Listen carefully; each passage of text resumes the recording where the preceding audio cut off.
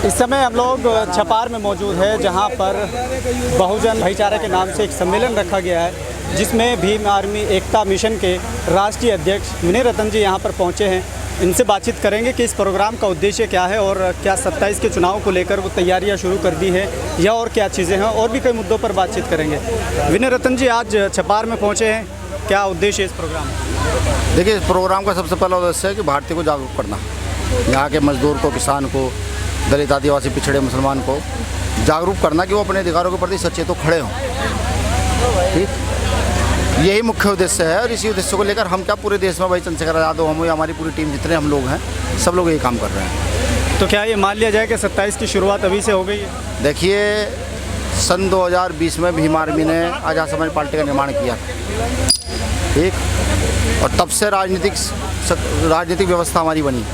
तब से लेकर लगातार हम राजनीतिक शक्ति को प्राप्त करने के लिए संघर्ष कर रहे हैं। ठीक है, बाबा साहब अम्बेडकर ने कहा, जिसका दल नहीं होता उसका बल नहीं होता, जिसका बल नहीं होता उसकी समस्या को हल नहीं होता। ठीक, तो हम सब लोग मिलकर के अपने दल का निर्माण तो कर लिए हैं, लेकिन इस दल को बल में परिवर्तित कर रहे हैं। आप इसको राजनीति कहते अच्छी बात है, दूसरे राजनीति समझते अच्छी बात है, लेकिन हाँ, अगर ये राजनीति है गरीब, किसान, मजदूर के लिए, तो ये तो करना बहुत मजबूत है। इसको कोई कर नहीं रहा, इसको हम कर रहे हैं। ठीक, अपना बल बनाएंगे और बल बना करके अपनी समस्या को हल करेंगे। समस्या हमारी क्या है? मोबिलाइजिंग, धर्म के नाम पर हत्या, जाति के नाम पर बलात्कार, जगह जगह मारपीट, ये हमारी समस्या है बेसिक। वरना मेहनत मजदूरी करके तो हमारा आदमी खा ही रहा है।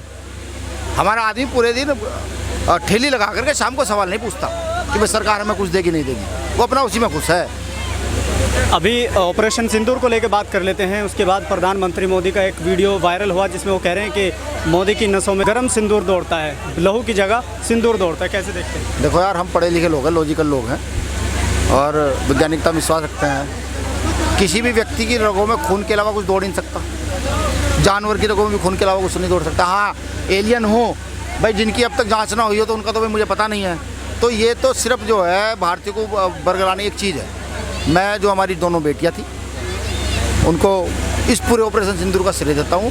हमारी सेना ने अपना शौर्य दिखाया और हमारी जो बेइज्जती हो रही थी उसको कहीं ना कहीं बचाने का काम किया।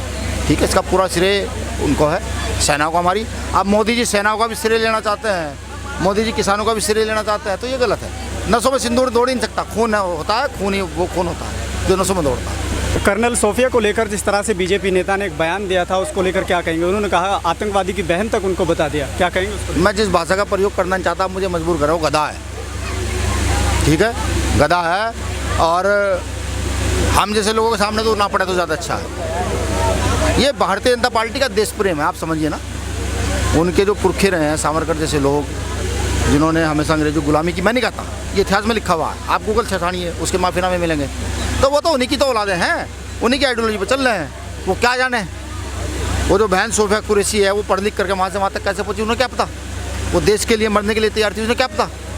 भाई, जिन्होंने गुलामी की उन्हें थोड़ी पता हो सकता है। देखिए, वो बहन है हमारी, उसने अपना शौर्य दिखाया, और ये काम उसने ना जाति के लिए किया ना धर्म के लिए, ये काम किया उन्होंने इस देश के लिए। ठीक है, भारतीय जनता पार्टी ने अभी तक उस गधे नेता को अपनी सदस्यता दी हुई है, अब तक निकाला नहीं है। तो भारतीय जनता पार्टी का दोहरानी, उसका कोई सा भी चरित्र नहीं है। एक बीजेपी नेता का, मनोहर लाल धाकड़ का वीडियो हाईवे से वायरल हुआ, जिसमें वो आपने देखा कि क्या कुछ कर रहे थे, उसको लेकर क्या कहेंगे? मैं उस पर कुछ भी नहीं कहना चाहता। इन बातों को ना देखने का, सोचने का, समझने का हम पे समय कहाँ है। हमारे लोगों को पीटा जा रहा है। कल देखिए आप, परसों अलीगढ़ में चार पाँच बच्चों कैसे मारा उन्होंने, बहुत बुरी तरीके से मारा। तो हमें वो चीज़ें, फालतू की चीज़ देखने का समय नहीं। हमें तो हमारी समस्या इतनी है भाई, उन्हीं पे हम चर्चा करें, उन्हीं पे बात करें। इतनी घटनाएं घटित हो रही हैं। अलीगढ़ की समस्या को लेकर भीम आर्मी ने, आज़ाद समाज पार्टी ने क्या उनके परिवार वालों से आश्वासन किया है? क्या वादे किए? भाई चंद्रशेखर आज़ाद जी को जैसे पता लगा, वो सबसे पहले अलीगढ़ पहुँचे। सभी नेताओं पहुँचने वाले पहले नेता हैं। ठीक है, और सरकार से लेकर सबको चेताने काम किया, भाई ये चलेगा नहीं, दोषियों को जेल भेजना पड़ेगा। और देखिएगा, दोषी जेल जाएंगे, अगर वो मुख्यमंत्री जी के भी खास हैं तो भी जेल जाएंगे। ये वादा है भीम आर्मी का। ठीक, लेकिन हाँ, आपके चैनल के माध्यम से मैं ये कहना चाहता हूँ, भाई कौम के लोगों सुधरो, आप बंद मुट्ठियों कर एकजुट हो। हमारा खान पान एक, हमारी समस्याएं एक, हम उनका समाधान एक। ठीक, जो हमारी समस्याओं पर बात नहीं करेगा, हम उसके साथ किसी कीमत पर खड़े नहीं होंगे।